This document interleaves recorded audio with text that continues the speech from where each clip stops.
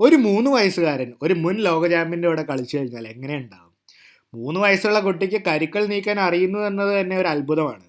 ഇവിടെ മിഖായൽ ഓസിപ്പോവ്, മിഷ എന്ന് വിളിക്കുന്ന മിഖായൽ ഓസിപ്പോവ് എന്ന 3 വയസ്സുകാരൻ ബാലൻ മുൻ ലോക ചാമ്പ്യനായ അനറ്റോളി കാർപ്പോവിൻ്റെ കൂടെയാണ് മത്സരിക്കുന്നത്. 2016 ഈ ഗെയിം നടന്നത്. ഈ ഗെയിം കളിച്ചത് ഒരു സ്റ്റേജിൻ്റെ നടുക്കിൽ വെച്ചാണ്. ഒരുപാട് ഓഡിയൻസും ലൈറ്റും ഫ്ലാഷും ഒക്കെ ആയിട്ട് ഒരു 3 വയസ്സുകാരന് താങ്ങാവുന്ന ഒരു തരം അറ്റ്മോസ്ഫിയർ ആയിരുന്നില്ല അത്. പോരാത്തതിന് ഒരു ബ്ലിറ്റ്സ് ഗെയിമും. ഇവിടെ വൈറ്റ് കളിക്കുന്നത് മിഖായൽ ഓസിപ്പോവ് എന്ന മിഷയും ബ്ലാക്ക് കളിക്കുന്നത് കാർപ്പോവാണ്. ഇവിടെ മിഷ കളിക്കുന്നത് പോൺ D4 ആണ്. Night F6, C4, E6, night C3 എല്ലാം ഓപ്പണിംഗ് പോലെ പോവാണ്. ബിഷപ്പ് B4 കളിച്ച് പിൻ ചെയ്യുന്നു നൈറ്റിനെ. ഇപ്പോൾ ഈ നൈറ്റിന് മൂവ് ചെയ്യാൻ പറ്റില്ല, കാരണം പിൻഡാണ്. അപ്പോൾ A3 കളിച്ചാൽ ബിഷപ്പിനെ ഓടിക്കാൻ നോക്കണം. ബിഷപ്പ് വെച്ച് നൈറ്റിനെ വെട്ടുന്നു, പോൺ വെച്ച് വെട്ടുന്നു. C5 കളിച്ച് ഇവിടെ മിഷയുടെ ഈ ഒരു സെൻട്രൽ പോണിനെ അറ്റാക്ക് ചെയ്യുന്നു. ഇവിടെ മിഷ കാർപ്പോവിനെ സർപ്രൈസ് ചെയ്യാണ്. സാധാരണ നൈറ്റ് F3 അല്ലെങ്കിൽ E3 ഒക്കെയാണ് കളിക്കാറ്. പക്ഷേ ഇവിടെ മിഷ ഇവിടെ കളിക്കുന്നത് D ടേക്ക് C5 ആണ്. ഈ പോൺസ് ഇവിടെ ട്രിപ്പിൾ അപ്പ് ചെയ്തേക്കുവാണ്. എന്തായാലും കാർപ്പോവ് ഇത് എക്സ്പെക്ട് ചെയ്തിരുന്നില്ല. എന്തായാലും കളിക്കുന്ന ഒരു 3 വയസ്സുകാരനാണല്ലോ, അപ്പോൾ നമുക്കിവിടെ പ്രത്യേകിച്ചൊന്നും പറയാനില്ല. വളരെ സെൻസിബിളായിട്ട് തന്നെ ഈ ഗെയിം മുന്നോട്ട് പോവുകയാണ്. ഇപ്പോൾ ഈ ഒരു മൂവ് ഒരു വീക്ക് മൂവ് ആണെങ്കിലും പതുക്കെ ബാക്കിയുള്ള ഗെയിമിൽ എങ്ങനെയാണ് താൻ മുന്നോട്ട് പോകണമെന്ന് വളരെ ആശ്ചര്യത്തോടെ ഇവിടെ കാർപ്പോവ് നോക്കിക്കൊണ്ടിരിക്കുകയാണ്. നൈറ്റ് A6 കളിച്ചിട്ട് ഇവിടെ C5 അറ്റാക്ക് ചെയ്യുകയാണ്. അപ്പോൾ ഈ പോണിനെയൊക്കെ പ്രൊട്ടക്റ്റ് ചെയ്യാൻ പോണതിന് പകരം മിഷ ആദ്യം ബിഷപ്പ് G5 കളിച്ചിട്ട് ഈ ഒരു നൈറ്റിനെ പിൻ ചെയ്യുന്നു. നൈറ്റ് വെച്ച് പോണിനെ വെട്ടുന്നു. അപ്പോൾ കാർപ്പോവ് ഓരോ പോണിനെ കിട്ടുന്നതനുസരിച്ച് വെട്ടിക്കൊണ്ടിരിക്കുകയാണ്. നൈറ്റ് F3, B6 കളിച്ചിട്ട് ഈ ഒരു ബിഷപ്പിനെ ഫിയൻജെറ്റ് ചെയ്യാനാണ് കാർപ്പോവിൻ്റെ ഉദ്ദേശം.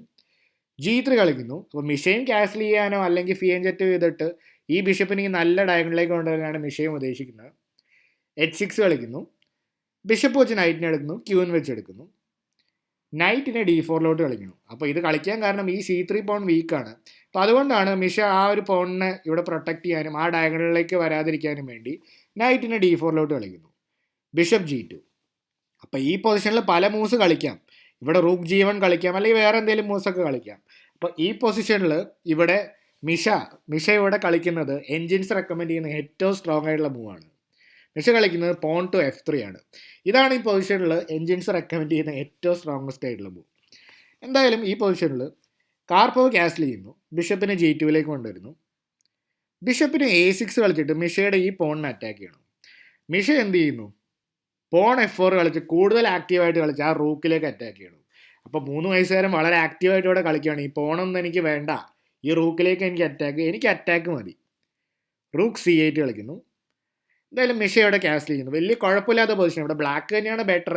പക്ഷെ കുഴപ്പമില്ലാത്ത രീതിയിൽ ഒരു 3 വയസ്സുകാരൻ ഒരു ലോക ചാമ്പ്യൻ്റെ കൂടെ മുൻ ലോക ചാമ്പ്യൻ്റെ കൂടെയാണ് കളിക്കുകയെന്ന് ഓർക്കുക.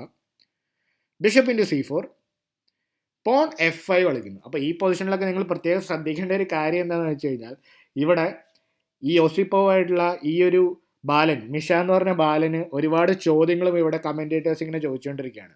ഓരോ ചോദ്യങ്ങളും ചിലതൊക്കെ ചെസ്സുമായിട്ട് ബന്ധപ്പെടാത്ത ചോദ്യങ്ങൾ പോലെയാണ് ചോദിച്ചുകൊണ്ടിരിക്കുക. അപ്പോൾ ഒരുപാട് ഡിസ്റ്റർബൻസ് ഉണ്ട്.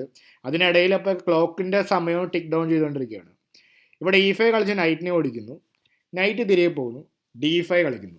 ഈ പൊസിഷനിൽ ഇവിടെ മിഷയുടെ സമയം ഇങ്ങനെ ഡൗൺ ആയിക്കൊണ്ടിരിക്കുകയാണ്. ഒരുപാട് ചിന്തിച്ചുകൊണ്ടിരിക്കുകയാണ് ഇവിടെ മിഷ. അപ്പോഴാണ് തൻ്റെ സമയം തീർന്നുവെന്ന് കാർപ്പോവ് പറയുന്നത്. അപ്പോൾ ഈ ഒരു 3 വയസ്സുകാരനെ അത് വിശ്വസിക്കാൻ പറ്റിയില്ല.